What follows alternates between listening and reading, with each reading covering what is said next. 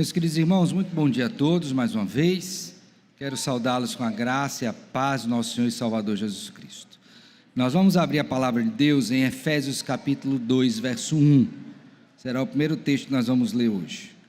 Efésios 2, nós vamos ler do verso 1 até o verso número 3.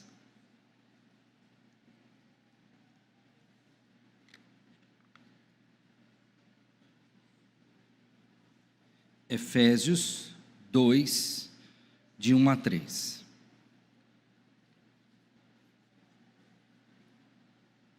Antes de lermos, nós vamos orar ao nosso Deus, pedindo a Ele da sua iluminação sobre nós, para que possamos compreender a sua vontade.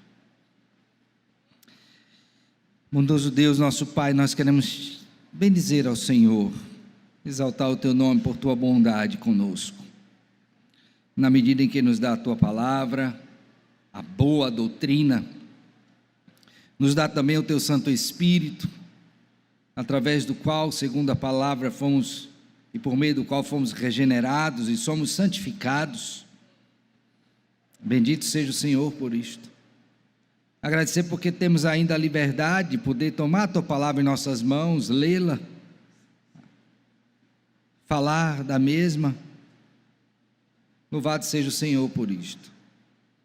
Que o Senhor nos tenha na estima em Cristo Jesus. E nos conduza também nesta manhã, a cada um de nós. E isto, ó Deus, pedimos, porque sabemos que sem Cristo nós nada somos e nada podemos fazer. Conduze-nos, pois, Senhor, a começar em mim. Oramos com gratidão, em nome do Senhor Jesus, e com perdão dos nossos pecados. Amém. Amém. Diz assim a palavra do nosso Deus, irmãos, Efésios capítulo 2, de 1 a 3. Ele nos deu vida, estando vós mortos nos vossos delitos e pecados, nos quais andastes outrora, segundo o curso deste mundo, segundo o príncipe da potestade do ar, do espírito que agora atua nos filhos da desobediência, entre os quais também todos nós andamos outrora, segundo as inclinações da nossa carne, fazendo a vontade da carne e dos pensamentos, e éramos por natureza filhos da ira, como também os demais. Amém. Meus irmãos, quando nós tomamos o assunto que nós vamos ver hoje, que é o capítulo 9 da Confissão de Fé, que fala sobre o livre-arbítrio, é importante que a gente, antes de falar desse assunto, a gente considere alguns aspectos que a própria palavra de Deus já nos traz. E eu creio que sem estas questões devidamente postas e compreendidas, você sim vai ter dificuldade de compreender essa questão do livre-arbítrio. Não tem para onde correr. Observe que, tanto na lógica bíblica, quanto também na lógica em que os capítulos da confissão forem expostos, você vai tendo um construto de uma ideia, ponto a ponto, para que a cada capítulo e a cada sessão, você tenha maior clareza e amplitude do conhecimento no que diz respeito à sua condição como pecador salvo por Cristo Jesus. Então a primeira coisa basilar que nós vimos, foi exatamente sobre a Escritura.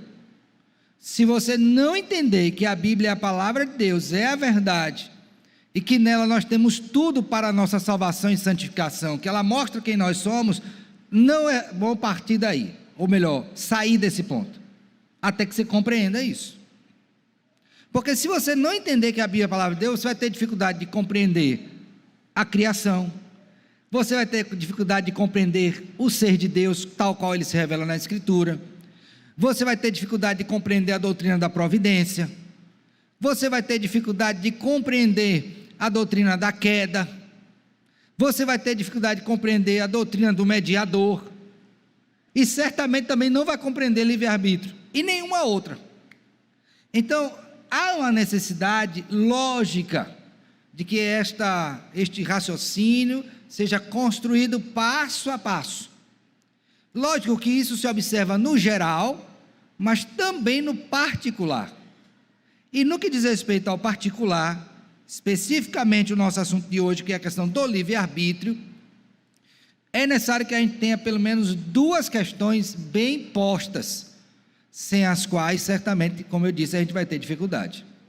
A primeira delas é reconhecer, irmãos, qual é a nossa comum condição depois da queda. Eu e você precisamos ter ciência de quem nós somos e qual é o nosso estado hoje. Já vimos como fomos criados, e aí o nosso catecismo maior nos ajuda nisso, no que diz respeito à criação, dizendo que quando Deus nos criou, Ele nos criou macho e fêmea, formou do pó, a mulher formou da costela do homem, dotou-nos de almas viventes, racionais e imortais. Então eu preciso saber quem eu sou, como eu fui criado, e o que aconteceu comigo após a queda. E aí, também confessionalmente, nós sabemos, nós entramos num estado de pecado e de miséria, onde um dos aspectos foi a corrupção da nossa natureza, de sorte que física e espiritualmente nós fomos afetados. Não há uma só área da nossa existência que não tenha sido comprometida, e isso é tão sério que vai para além disso, até a própria criação geme, por conta dos efeitos da queda. Isso está em Romanos, capítulo de número 8. Então eu preciso saber qual é a minha condição, e aí, irmãos, eis a razão para este primeiro ponto, de lermos o texto de Efésios capítulo 2, de 1 a 3, porque eu creio que o apóstolo Paulo, quando escreveu esse texto de Efésios 2, de 1 a 3, um dos seus intentos era exatamente contrastar a soberania de Deus na salvação e a nossa completa dependência de um Salvador, porque nós estávamos, como ele mesmo disse, mortos nos nossos delitos e pecados. E aí eu queria que você voltasse, por favor, mais uma vez os olhos para esta porção de Efésios 2, porque ele diz assim, olha, ele vos deu vida, estando vós mortos nos vossos delitos e... Só um detalhe importante aqui, que eu creio que isso faz muita diferença no texto. Na nossa tradução, e eu não estou dizendo que a tradução está errada, mas a ordenação foi trocada aqui, e aqui logicamente por uma opção do tradutor. Essa expressão, ele vos deu vida, não está aqui presente no primeiro verso de Efésios 2, verso 1. Ela aparece em seguida. Por quê? Porque na língua grega, um dos aspectos é que a ordem das palavras revela a importância dela no texto, é um dos aspectos. Então o que vem primeiro no capítulo 2, não é o fato de que nós recebemos vida estando mortos, é que nós estávamos mortos. Então a ênfase do capítulo 2 é a nossa condição caída. Isso é muito importante. E aí você diz, mas pastor, como que eu estou? Como que o apóstolo Paulo, inspiradamente, retrata a minha condição caída? E aí eu quero que nós olhemos aqui três aspectos que o texto claramente nos traz. Primeiro deles, nós estávamos mortos nos nossos pecados. Então, morto, qual é a primeira condição? Morto. Em quê? Em delitos e... Agora, que morte é essa se ele estava escrevendo para a gente viva? Morto espiritualmente. Ele estava falando com as pessoas, através da carta, elas iam receber, iriam ler, vivas, mas ele está dizendo que elas estavam o quê? Mortas. Zumbis, né? Então a morte que ele está falando aqui não é a física, embora essa também fosse uma consequência da queda. Ele está falando que esses homens estavam espiritualmente mortos, embora pudesse ler, falar, ouvir, pensar. E essa morte espiritual, ela é retratada por meio da escravidão espiritual. Escravo de quê ou de quem? Aí você tem três âmbitos dessa escravidão. Primeiro âmbito, vamos ver comigo, verso 2: nos quais andastes outrora, segundo o curso deste mundo. Então nós éramos escravos de quem? Do mundo, inclinados para o que é mundano. E lembre que Deus diz que a amizade do mundo se constitui em inimizade contra ele. Ok? Depois, segundo o príncipe da potestade do ar, do espírito que agora atua nos filhos da escravos de Satanás. Escravos do mundo e escravos de quem? De Satanás. E aí tem um aspecto específico que toca na nossa lição hoje. E que se você não entender isso aqui, você não vai entender livre-arbítrio. Por quê? Porque o terceiro âmbito dessa nossa escravidão é a escravidão da vontade. Então, por favor, veja comigo agora o verso de número 3. Entre os quais também todos nós andamos outrora, segundo as inclinações da nossa carne, fazendo a vontade da carne e dos o quê?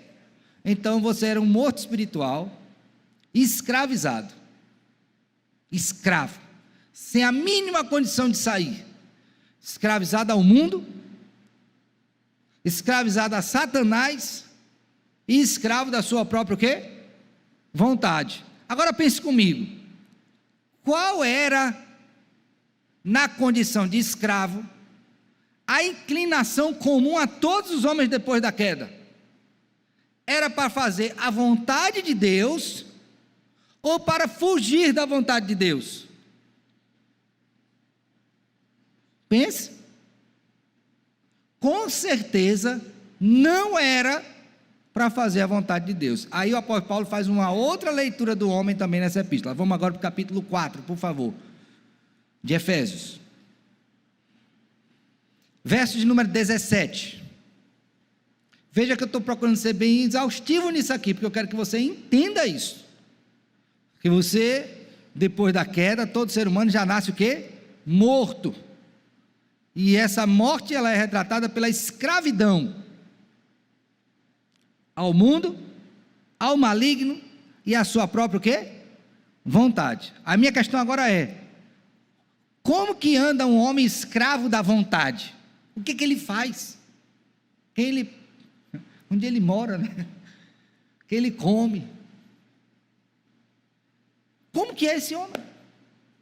Por favor, leiam agora comigo versos 17 a 19, todos juntos, vamos lá? Isto, portanto, digo...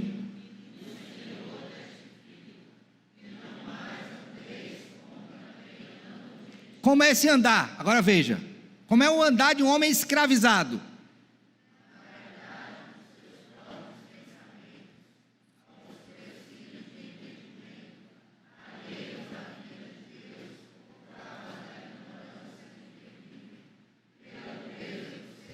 Pronto, então ele diz assim, olha, que um homem escravo, ele anda na vaidade dos seus próprios pensamentos.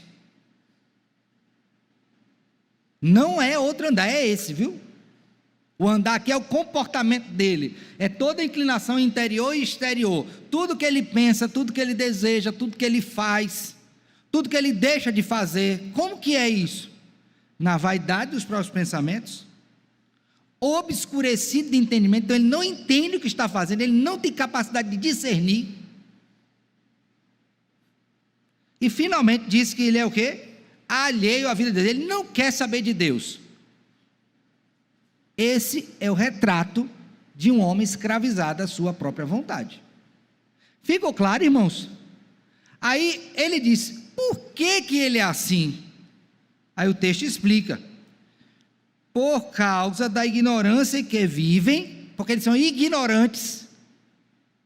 E aqui é muito importante a gente saber o seguinte, que a gente fala assim, tá vendo, ó, o homem natural é ignorante, mas ignorância aqui não é que ele não tenha conhecimento, não, ele tem conhecimento, é ignorância das coisas espirituais, porque você vai ver ímpios que são dotados de muito conhecimento, que produzem até coisas boas, irmãos, as quais muitas delas nós usufruímos hoje. É uma medicação, é uma máquina, é uma forma de construir. Deus dotou com graça comum, por meio da sua graça comum, homens com capacidade de fazer coisas, e necessariamente nem todos eles são crentes. Mas a ignorância que o texto se refere é a ignorância espiritual, e todos os homens estão nessa condição. Mas aí ele diz: essa ignorância que vivem é o aspecto externo de algo interno. Qual é o interno? Aí diz o texto, finalzinho: a dureza do coração. Irmãos, se você fosse um bom judeu, como o apóstolo Paulo era, logicamente um judeu convertido, quando você ouve essa expressão dureza de coração, você naturalmente seria remetido para Ezequiel capítulo 36, quando Deus diz lá que vai mudar o coração de pedra e vai dar um coração de quê? De carne. O coração de pedra, ele era insensível, frio e duro. A quê? As realidades espirituais, a fazer a vontade de Deus. O novo coração, ele agora é sensível, mole, e o quê? Quente. Não há frieza espiritual, quente para com as coisas de Deus. Então, este é o retrato do homem. E aí no verso 19 diz: os quais, tendo se tornado insensíveis, se entregaram à dissolução, para com avidez cometerem toda a sorte de quê? De impureza. Então ele está dizendo: olha, esse homem morto, ele vai cometer isso aqui. Esse é o estado dele. Então, a primeira coisa que eu tenho que falar, quando nós tocamos em livre-arbítrio, é fazer você perceber como que você é, como que eu sou. Se você não entender isso, você vai sempre achar que você tem o quê? Livre-arbítrio. E aí isso me leva para a segunda questão importante, antes de entrar na confissão de fé. Qual é? É entender o conceito de livre-arbítrio. Porque as pessoas confundem a capacidade de escolher a cor de uma camisa, um curso que vai fazer, uma viagem, comprar um objeto, a escolha de quem eu vou casar, com livre-arbítrio. E necessariamente isso não é livre-arbítrio.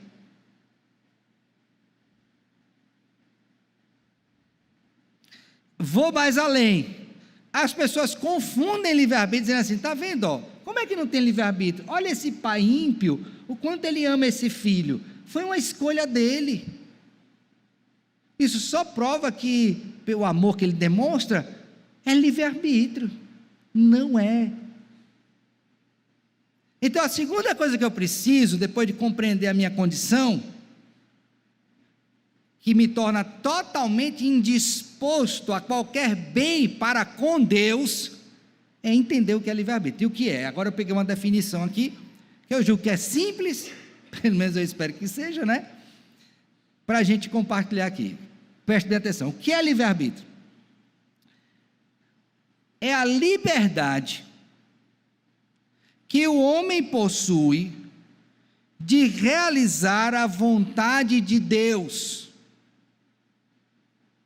O poder racional de determinar o procedimento rumo ao bem supremo, que esteja em harmonia com a constituição moral original de sua natureza. Ou seja, aquilo que Deus pôs no seu coração, os princípios da lei, e aquilo que foi revelado, o livre-arbítrio seria o quê? A capacidade do homem fazer estritamente isso.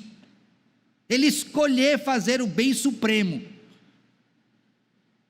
Isso naturalmente já exclui o quê? Escolher camisa, escolher viagem, ou até num relacionamento horizontal, escolher fazer o bem a alguém. Porque isso até os seres humanos caídos escolhem. O livre-arbítrio está relacionado com aquela relação com Deus. Está relacionado, como o texto disse aqui, o bem supremo.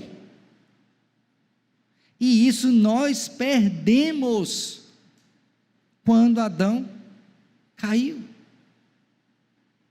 Acabei de ler com você o texto de Efésios 2, Efésios 4, mostrando a nossa comum condição. Então nós não temos mais. Agora veja, prosseguindo na definição que trouxe para os irmãos. Logo, o homem ainda consegue e realiza ações boas, amáveis e justas ante o seu semelhante. Mas não diante de quem? De Deus. Então não confundam boas ações humanas com o quê? Livre-arbítrio. Não confunda escolha de roupa, de viagem, de profissão com livre-arbítrio. Porque o livre-arbítrio é a relação estabelecida com Deus. Ainda, olha só, que isso se reflita nas relações humanas. Mas eu não posso dizer que um ato de bondade humana é necessariamente uma expressão de livre o quê? Arbítrio. Vamos agora ver, isso aqui eu preciso deixar bem firmado. O Salmo de número 14. Já te passo, filha. Vamos abrir o Salmo de número 14. Você vai dizer, pastor, mas essa é a avaliação do homem. Não, não é não. Eu vou lhe mostrar a avaliação de Deus sobre a humanidade. Porque talvez eu falando, você diga, não, pastor, mas essa aí é sua interpretação. Pois bem, então vamos ver como é que Deus interpreta a condição humana. Será que ele olhando do céu, ele olha assim, eis que vejo um que escapou, e que esse aqui tem livre-arbítrio. Será que Deus vê isso? Pois vamos ver o Salmo 14. Ao mestre de canto, Salmo de Davi. Davi era crente? É uma pergunta, sim ou não? Você aceita trocar a sua bicicleta? Davi pecou? Davi praticava boas ações? Mas ele reconhecia a sua condição caída? Sim ou não? Desde qual época da sua vida ele sabia que era caído?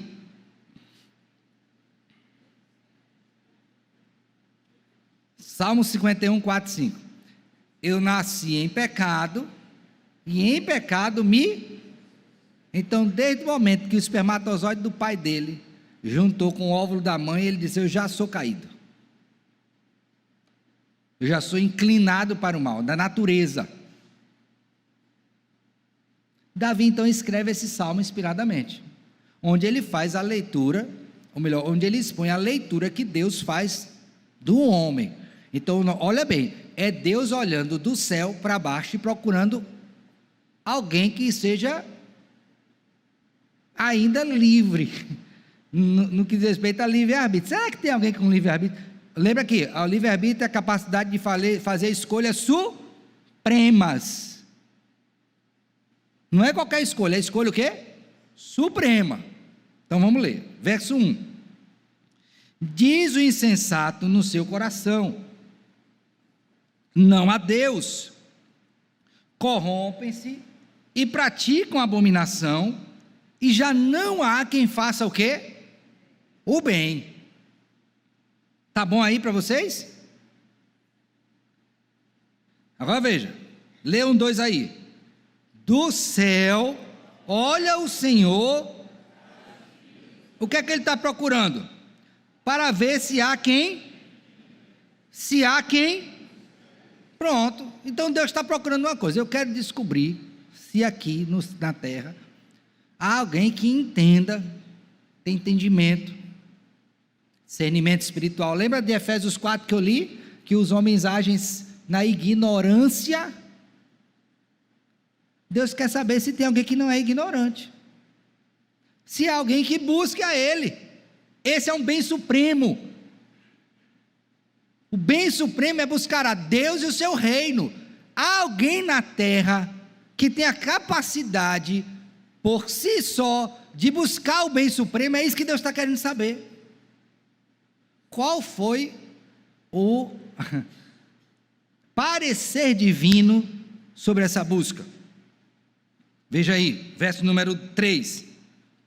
Todos se extraviaram e juntamente se corromperam. Não há quem faça o bem. Não há nenhum Se quer. Então eu pergunto para você: quando Deus olha de lá de cima para baixo, procurando alguém que procure um bem supremo, que é buscar a Ele, tem alguém que consiga?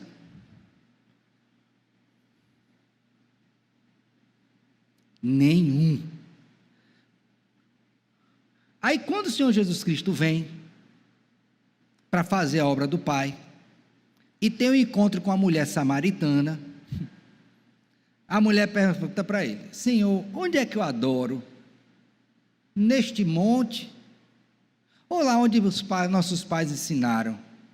Aí Cristo diz uma coisa. Por favor, abra sua Bíblia em João capítulo 4, que eu quero que vocês vejam isso. Qual é o bem supremo? Buscar a Deus e as coisas do seu reino. Esse é o bem supremo. É isso que a gente deveria fazer. A gente consegue? Deus olhou do céu para baixo. Viu alguém? Não. Mas é possível que alguém ainda insista e diga assim: não, mas a gente consegue. Aí quando Cristo veio, a mulher fez essa pergunta para ele: onde é que a gente vai adorar? Aí Cristo responde a esta mulher numa profundidade que revela a nossa incapacidade de buscar o bem supremo. João capítulo 4, por favor, verso de número 19. Senhor, disse-lhe a mulher: vejo que tu és profeta. Nossos pais adoravam neste monte. Vós, entretanto, dizeis que em Jerusalém é o lugar onde se deve o quê? Adorar. Disse-lhe Jesus: mulher, podes crer-me que a hora vem, quando nem neste monte, nem em Jerusalém adorareis o Pai. Vós adorais o que não conheceis, e nós adoramos o que conhecemos, porque a salvação vem dos judeus. Agora leiam aí, por favor, o verso 23. Mas vem a hora...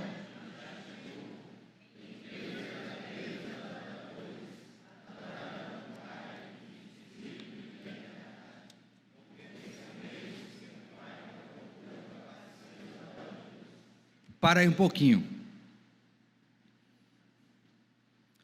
Vai vir a hora em que as pessoas adorarão o Pai em espírito e em verdade.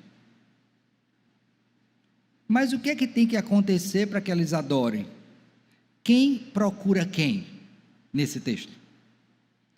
Os homens procuram a Deus para adorá-lo, ou Deus procura os homens para adorá-lo?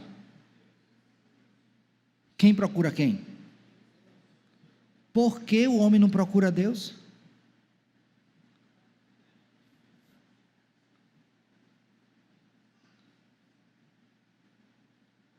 Por quê? Resposta: Atos 17.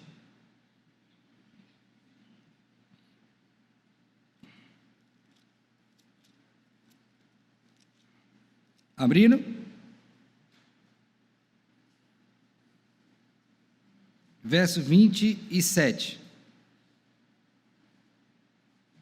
Atos 17, 27. Abriram, irmãos? Posso ler? Estão perdidos ou estão acompanhando o raciocínio? Deus olha do céu, quer achar alguém para adorar. Ele achou? Não, porque todos se extraviaram, todos se corromperam. Mas alguém pode se arvorar e dizer: não, mas eu que busco a Deus. Aí eu estou mostrando em João 4 que Cristo diz que o Pai procura os adoradores, não os adoradores procuram o Pai. Eu estou dizendo, por que que eles não conseguem achar? Verso de número 27 de Atos 17. Para buscarem a Deus, se porventura tateando o possam o quê? Bem que não está longe de cada um de... Então ele está dizendo o seguinte: olha, a ideia de tatear é de um cego. Ele não sabe por onde anda e ele está tateando, querendo achar.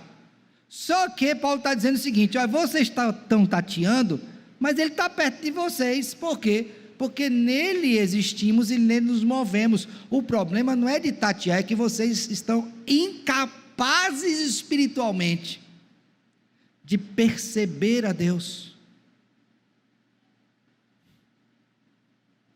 Então, como cegos, vocês nunca vão achar. Ainda que procurem de modo sincero, mas nem sabem quem é o verdadeiro Deus e não terão capacidade, portanto, de discerni-lo. Vai tatear o resto da vida.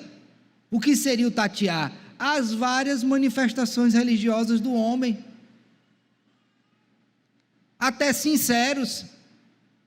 Você conversa com um católico, você pode ver que ele é uma pessoa sincera na sua fé, na maioria dos casos, com espírita do mesmo jeito, com um bandista do mesmo jeito. E o que é que eles querem de modo geral? Todos os caminhos levam a Deus, dizem eles. Mentira! Só há um caminho que leva a Deus, e alguém que está morto não vai chegar em Deus, porque no que diz respeito à busca do bem supremo, nenhum ser humano em condição natural consegue. Ficou claro? A irmã Antônia ia fazer uma colocação. Antônia, não sei se já passou, ou você quer fazer ainda? Quer? Por favor. Antônia Lopes, filha. Bom dia, pastor. Bom dia, minha filha. Logo no início, você colocou que lá em Efésios 2:1, a ordem da frase lá está inversa, né? É que a palavra existe, mas está no verso seguinte, e não no primeiro. Exatamente, no original, né? Uhum. Aqui também nós temos uma ordem inversa, que na língua portuguesa também existe isso, para dar ênfase àquilo que queremos chamar a atenção. Uhum. A minha pergunta é, você acha que houve equívoco por conta do autor ao traduzir do original? Houve uma intencionalidade do tradutor em colocar a ênfase na vida e não no estado de morte. Mas que no original a ênfase é na condição caída, decaída. Tá, então era só isso. Exatamente. Para contrastar com a obra da redenção. Então, para a obra da redenção ficar ainda mais sublimada, eu contrasto com a minha condição decaída. Por isso que a ênfase é primeiro decaída. Isso. É só Okay? isso. Beleza. Diácono Raimundo Filho. Irmãos, essas duas coisas são importantíssimas. Eu quero saber, vocês entenderam a condição do homem? Que ele não tem condição de buscar o bem supremo? Tem dúvida? Entendeu o conceito? Entendeu que você não pode confundir escolha de uma roupa, de uma viagem, ou escolha até de fazer o bem a alguém, ou até ser justo com alguém, com livre-arbítrio? Você não pode confundir isso. Entendeu? Ok. Diácono Raimundo Filho. És tu mesmo. Pastor, Pois não. Como a gente explicaria a questão do homem depois que ele cai, que peca, a questão de Enoque e, por exemplo, de Noé? Porque Enoque andou com Deus e Deus o tomou para si. E a questão de Noé, já que eles estavam também caídos e não procuravam a Deus. É simples. Vamos lá para Gênesis. É simples porque a Bíblia explica, viu, irmão? Não é simples porque eu tenho capacidade de entender, não. É bom deixar claro isso, né? Para não achar que tem algum mérito em mim, não é nenhum. Você citou o verso 9 de Gênesis 6, de que Noé andava com Deus. Mas para eu ler o 9 do capítulo 6, eu tinha que ler antes o 8. Lê o 8 aí, o que é que diz?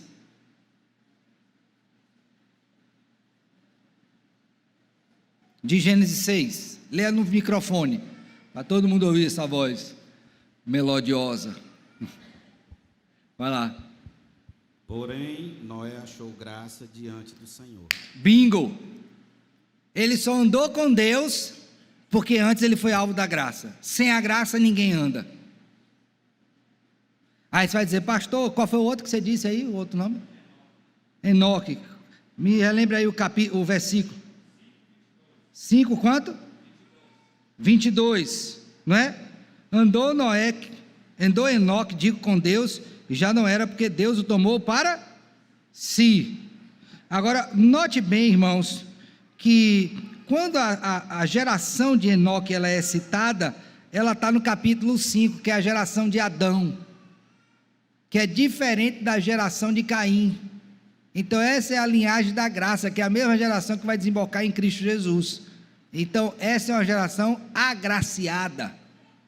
E de modo especial, Enoque experimentou isso.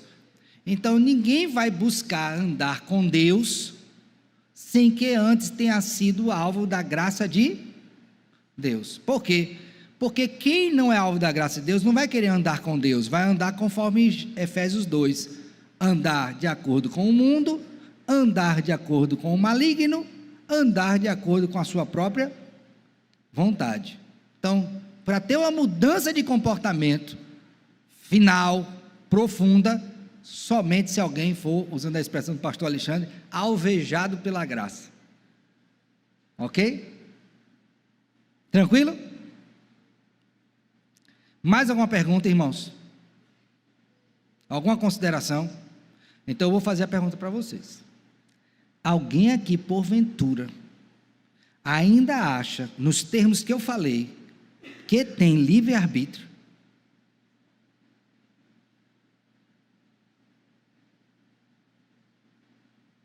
Uma pergunta assim, a pessoa fica com vergonha de responder, né? Ninguém levantou, né? Foi bem.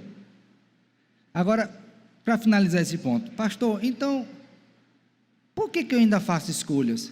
Porque é o seguinte, quando você caiu, eu e você caímos, Deus não retirou de nós a sua imagem. Nós continuamos a imagem e semelhança de quem? E um dos aspectos dessa imagem e semelhança é a liberdade de escolha. Só que tem um detalhe, eu continuo com a liberdade, mas agora a minha vontade está cativa do pecado. Por isso que eu sou responsável por minhas escolhas. Então, mesmo tendo caído, eu não perdi a imagem e semelhança de Deus. Eu continuo dotado com liberdade. Mas agora, por conta do efeito da queda, o que acontece? A minha vontade agora está o quê? Cativa ao mundo, ao maligno e ao pecado. Somente se Deus agir graciosamente, é que eu tenho condições de quê? De ter essa mudança. Como Enoque e como Noé, passaram a andar com quem? Com Deus. Certo? Alguma pergunta? Pois bem, então abram agora aí, por favor, sua confissão de fé, capítulo 9, seção 1. Confissão de fé, capítulo 9, seção 1.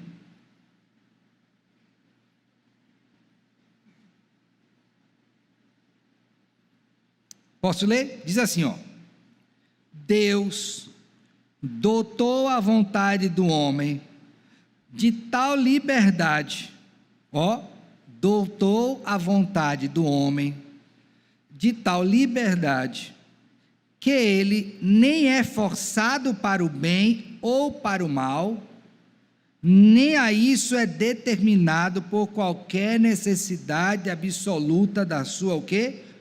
Natureza. Então vamos aqui entender isso. Abra sua Bíblia, por favor, em Tiago 1,14. Tiago 1,14.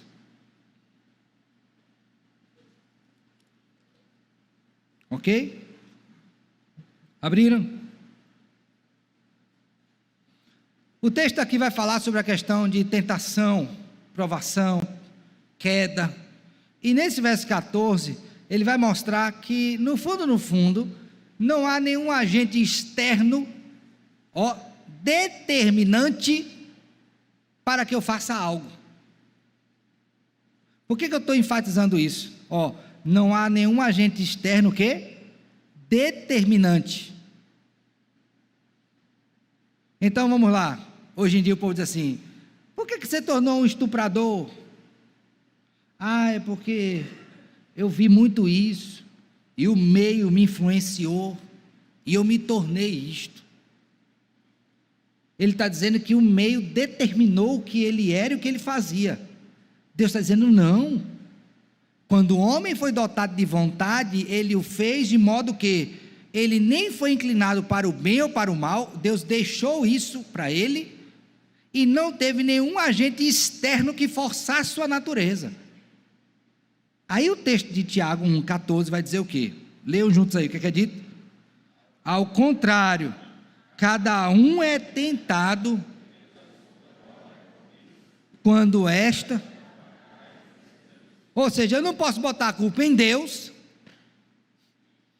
eu não posso botar a culpa em papai e mamãe, eu não posso botar a culpa no Estado, no tempo, porque a questão é minha. Por quê? Porque Deus me dotou com a vontade livre, de modo que Ele não me força nem para o bem e nem para o mal, e não tem fator externo que, o quê? Determine o que eu sou. Cada um é tentado por sua própria, o quê? Cobiça. Eu pergunto, isso aqui está de acordo com Gênesis 3? Tá, que quando Deus criou Adão e Eva, colocou nesta condição, a serpente veio, tentou, aí diz o texto bíblico que a mulher olhou para o fruto, era fruto desejável, ali está o aspecto da cobiça. O que foi que aconteceu com ela? Comeu, e não somente comeu, mas também deu ao seu esposo. Então o meio externo ele pode influenciar, mas finalmente a questão é minha. Por quê? Porque Deus me dotou de liberdade. Então eu não posso confundir a palavra influência por determinação, porque senão eu vou cair no erro do determinismo também, aí vai ser terrível, aí ninguém mais tem culpa de nada, bota a culpa no mundo, até no acaso. Deus disse, não, como você foi criado à minha imagem e semelhança, você foi dotado de liberdade, e você não foi inclinado nem para o bem nem para o mal, e não tem fator externo que condicione sua natureza, é você diante das circunstâncias. Está claro isso aqui? Abra sua Bíblia aí, por favor, em Josué. Josué. Conhece Acã? Lembra de Acã?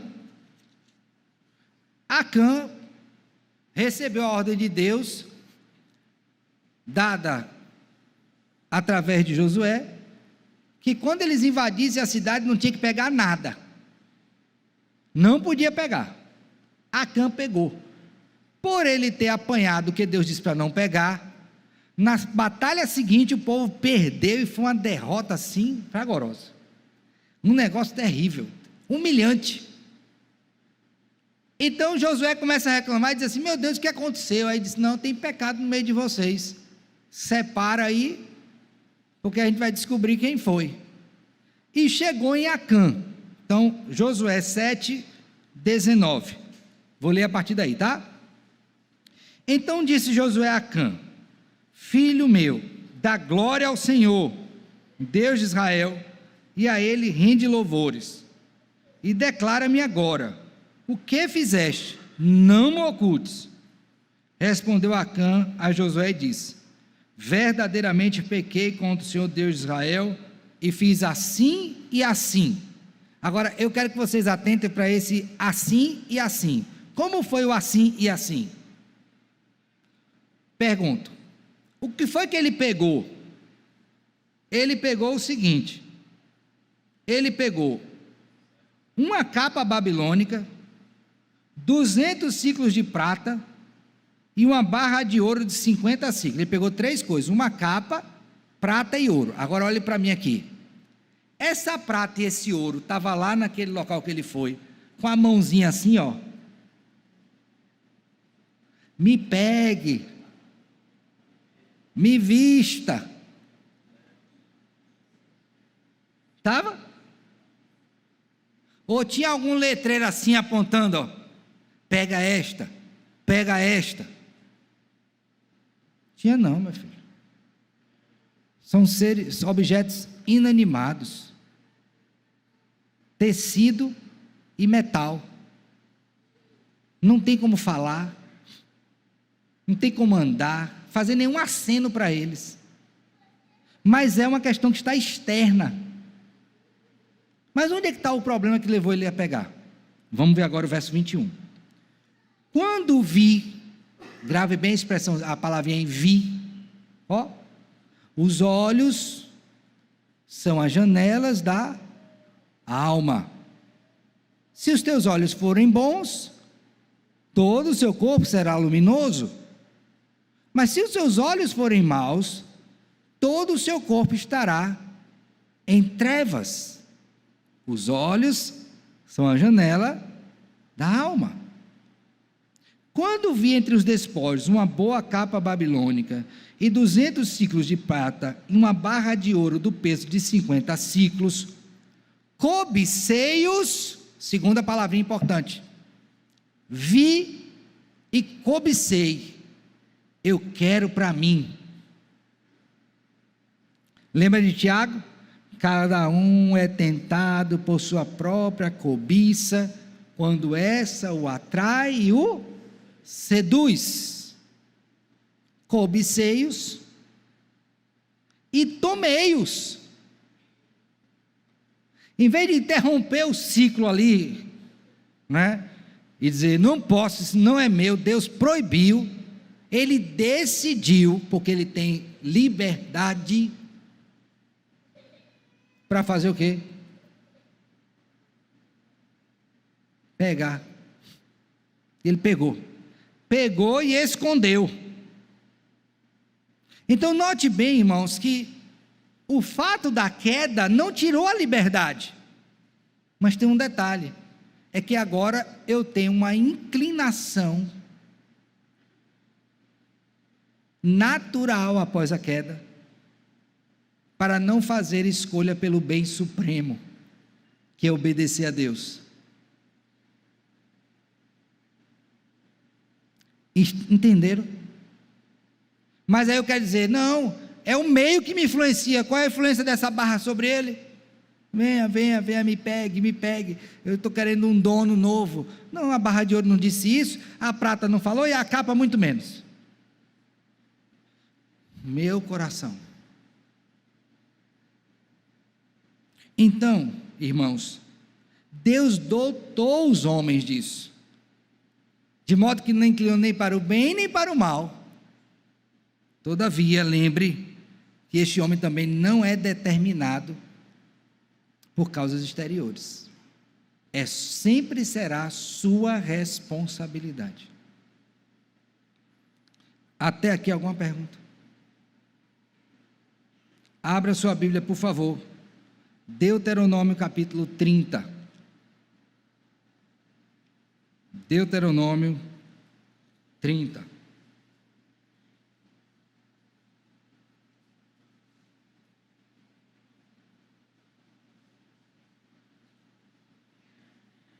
Abriram? Verso 19 e 20. Vamos lá? Leiam juntos aí, o que é dito? Os céus e a terra tomo hoje por testemunhas contra ti, que te propus a vida e a morte, a bênção e a maldição. Então aí Deus está dizendo, olha, vocês estão livres, e eu botei diante de vocês dois caminhos, vida e morte, bênção e maldição. Está claro? Agora veja, todos juntos, vamos lá? Escolhe, pois, a vida, para que vivas tu e a tua descendência, amando o Senhor teu Deus, dando ouvidos à sua voz e apegando-te a Ele, pois disto depende a tua vida e a tua longevidade, para que habites na terra que o Senhor, sob juramento, prometeu dar a teus pais, Abraão, Isaque. Então Deus está dizendo, meu filho, você tem liberdade, a vida está diante de você, a bênção está diante de você, também a morte está diante de você, a maldição está diante de você, escolha certo, é sua responsabilidade. E aqui não importa efeitos exteriores. É você com Deus. Para quem Deus está dizendo isso? Para o povo que ele libertou do cativeiro o quê? Egípcio. Que é a grande representação da liberdade de Deus para o seu povo. Então, eu preciso entender isso. Que Deus me dotou desta forma. Está claro? Alguma pergunta? Irmã Rosa, só um instante, filha, deixa o microfone chegar aí.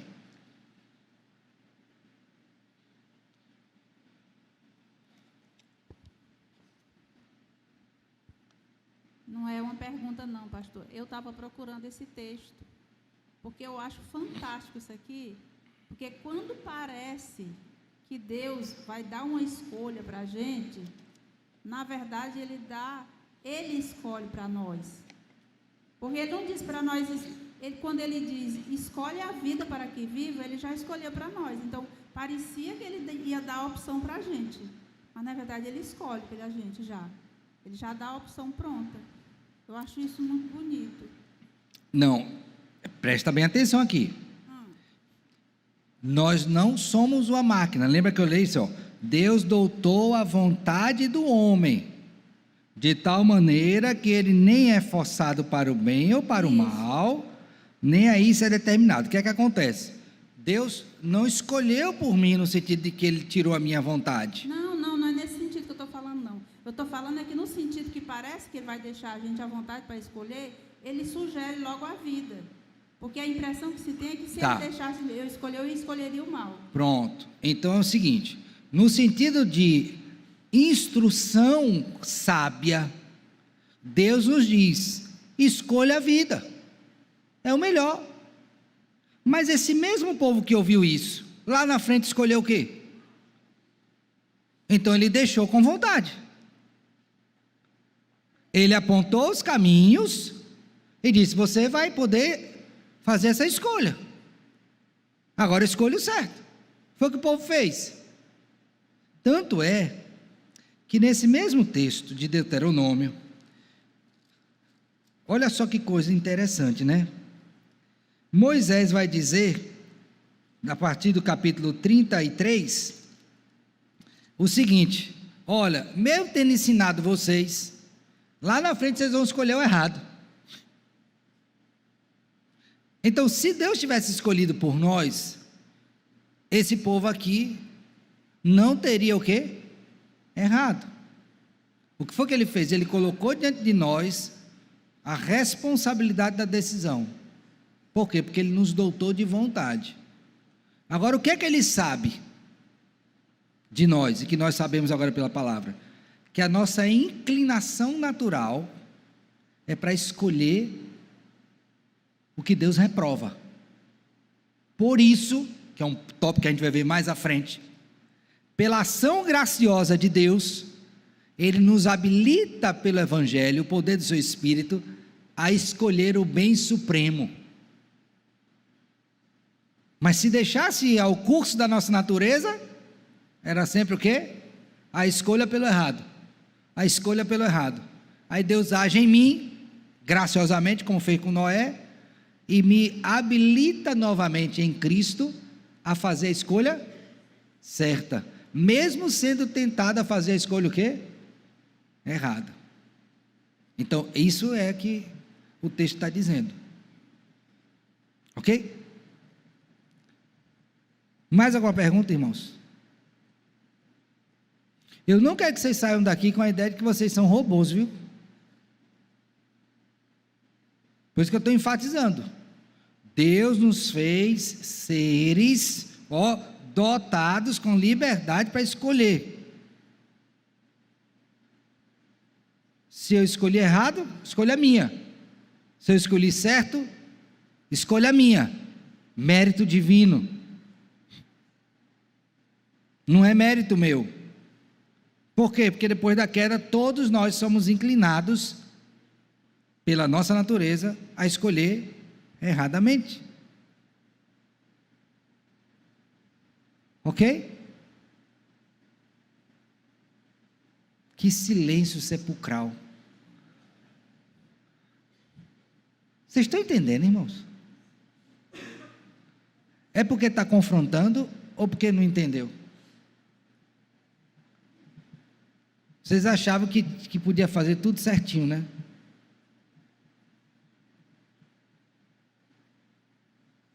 Está entendendo, Paulo? Irmã Janete, está entendendo? Cíntia, entendeu? Entendeu mesmo? Tatiana, entendeu? Giovanni, você entendeu, meu filho? Entenderam, né? Tá bom. Abra sua Bíblia aí, por favor, João capítulo 5.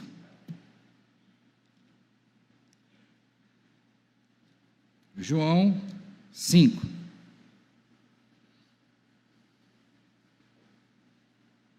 Agora aqui é a pá de cal sobre aqueles, já ouviu essa expressão, a pá de cal? Sobre aqueles que acham que tem condição de escolher o bem supremo. João capítulo 5, verso de número, eu vou ler o 39, vocês vão ler o 40, tá bom? João 5, eu vou ler o 39, vocês vão ler o 40. Examinai as Escrituras, porque julgais ter nelas a vida eterna, e são elas mesmas que testificam de mim. Agora o 40. Contudo, então qual o desejo natural do ser humano? Ele não quer ir ao Deus verdadeiro. Por quê? Porque ele está morto em seus delitos e pecados, a sua vontade é cativa ao mal. Do céu olha o Senhor para ver os filhos dos homens, para ver se há quem entenda, se há quem busque a Deus. Não há nenhum, todos se extraviaram, e a uma se fizeram inúteis. Então, ainda que você tenha vontade, hoje, porque Deus não tirou sua vontade, ela hoje está cativa de quê? Do seu próprio desejo. Ok? Agora pensa bem comigo. Pastor, então qual foi o único homem que experimentou o livre-arbítrio em termo mais pleno, que não tinha influência do pecado? Quem foi? Adão e Eva. Aí seção 2 da confissão. Seção 2 agora. O homem, em seu estado de inocência, quem foi o único homem que foi criado no estado de inocência e permaneceu por algum tempo? Adão. Depois da queda de Adão, algum homem, exceção de Cristo, que foi por descendência sobrenatural, geração sobrenatural, nasceu inocente? Não. Nenhum. Todos já nascem com o veredito. Qual é o veredito? Quem não é inocente é o quê? Culpado. Todos, sem exceção. Quando nasce, já nasce com o veredito. Qual é o veredito sobre eles? Culpado. Culpado. Então ele diz, olha, o homem em seu estado de inocência, que foi Adão, tinha, o que é que ele tinha? A liberdade e o poder de querer e fazer aquilo que é bom e agradável a Deus. Ele tinha duas coisas. Ele tinha liberdade e tinha o quê? Poder. O que foi que nós perdemos depois da queda? Perdemos a liberdade? Não, eu já falei que liberdade a gente ainda tem. Foi o que a gente perdeu? O poder.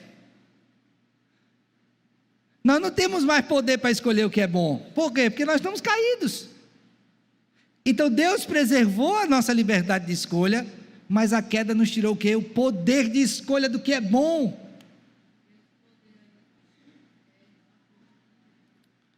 É exatamente isso. Exato. É exatamente a capacidade de escolher o que é bom. Nós não temos mais esse poder. Por isso que nós perdemos o quê? A capacidade de fazer uma escolha dentro desse aspecto do livre-arbítrio, que é o bem supremo. Não temos mais poder para isso. Por quê? Porque nós estamos agora vendidos à escravidão do pecado. Então você pergunta assim, pastor, os homens hoje têm poder têm escolha? Tem.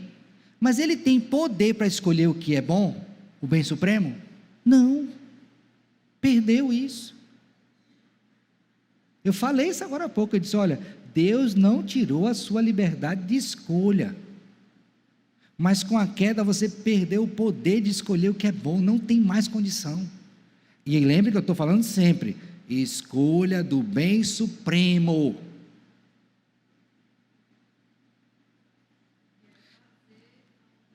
Quer fazer a vontade de Deus. É o bem supremo, fazer a vontade de Deus, escolher a Deus. Nós perdemos esse poder, não temos mais. Quando a gente já nasce cativo do poder do pecado. Perdemos isso, irmãos. Mas pastor, a gente não faz escolha, meu filho, mas você não tem mais poder para escolher o que é o bem supremo. Ficou claro isso aqui, irmãos? Agora note bem o que ele diz na sequência, ó. Quando Deus criou esse homem nesse estado de inocência, com liberdade e o poder de querer fazer aquilo que é bom e agradável a Deus, bem supremo, mas ele criou de modo mutável. Ou seja, o homem ainda tinha a opção de escolher ou não permanecer naquele estado. Quando ele pecou, aí o que era mutável se tornou mudável, se tornou agora o quê? Imutável. Por quê, pastor? Porque agora eu sofro as consequências do meu pecado, dentre elas a depravação da minha natureza. Não tenho mais poder para reverter isso. Não tenho condição. Então, se o homem, pronto, a não ser que pela graça de Deus ele opere um fator externo a nós e mude o meu coração, aí eu tenho reabilitada esta capacidade. Fora disso, não. Não tem mais. Nenhum ser humano. Então, além de mudar o meu estado de inocência para agora um estado de corrupção e depravação, eu também agora não tenho capacidade de voltar atrás para resolver o problema. Agora vamos pensar isso na Escritura. Quando Adão pecou, volte lá para o Éden, meu filho. Vai lá para o Éden agora. Viajou para lá?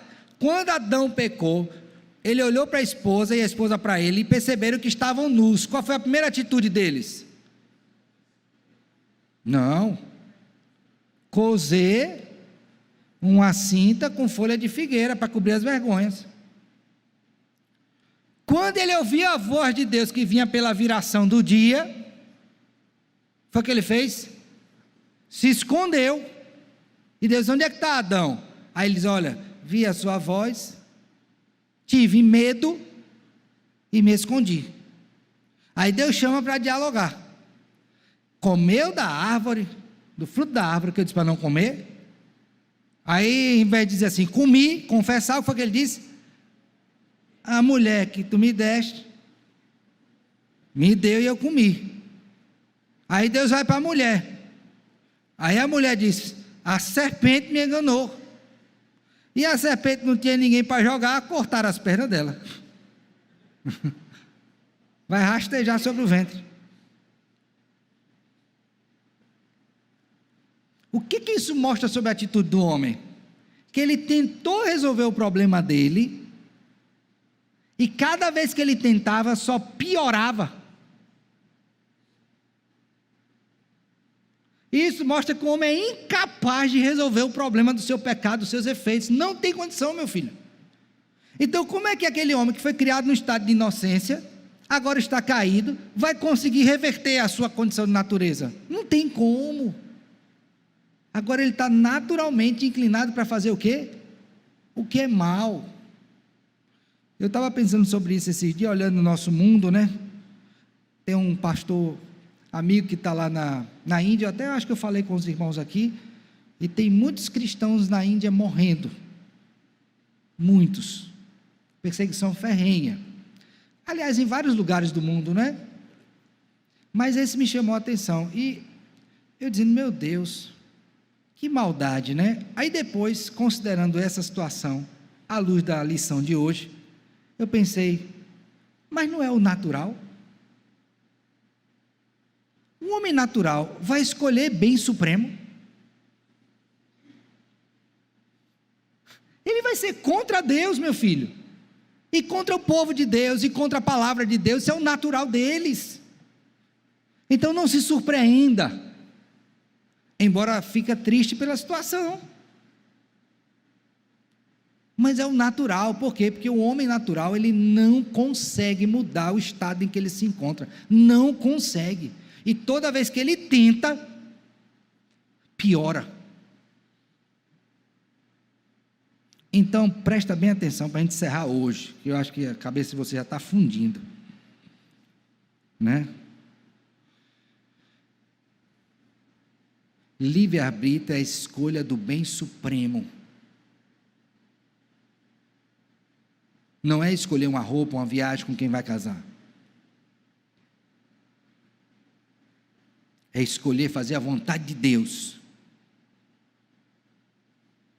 Quando eu digo vai casar, me perdoa aqui, tá? Se eu clarear mais. A escolha entre no Senhor e fora do Senhor é uma escolha de bem supremo. Mas se eu vou casar com Maria ou com Joaquina, sendo as duas crentes, aí não tem nada a ver com isso. Tá? Pois bem, então o homem ele não tem mais livre-arbítrio, porque por conta da queda ele perdeu essa capacidade, não tem condição de mudar, ele está morto de seus delitos e pecados, ele não escolhe a Deus, ele não escolhe fazer a vontade de Deus, porque a sua inclinação natural é de rebeldia, é de rebelião. Essa é a realidade com que eu e você temos que lidar todos os dias no nosso próprio ser. Ok? Está claro? Último texto. Abra sua Bíblia em Eclesiastes, capítulo 7.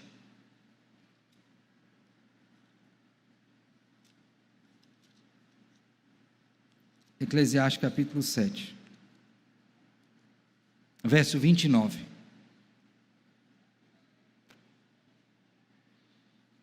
Abriram?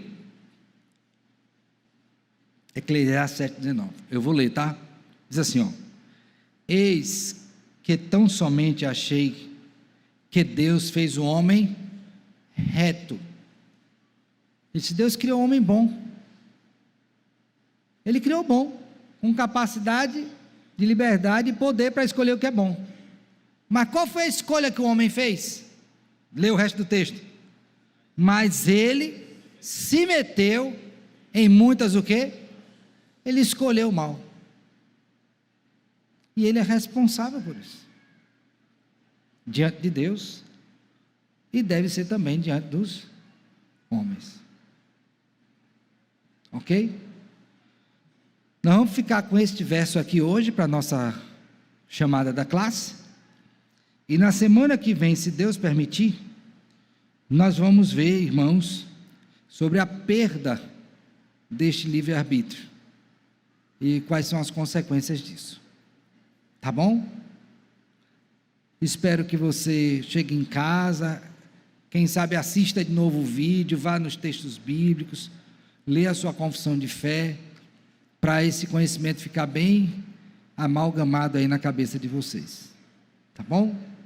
Que Deus abençoe e até o próximo domingo, se Ele assim nos permitir.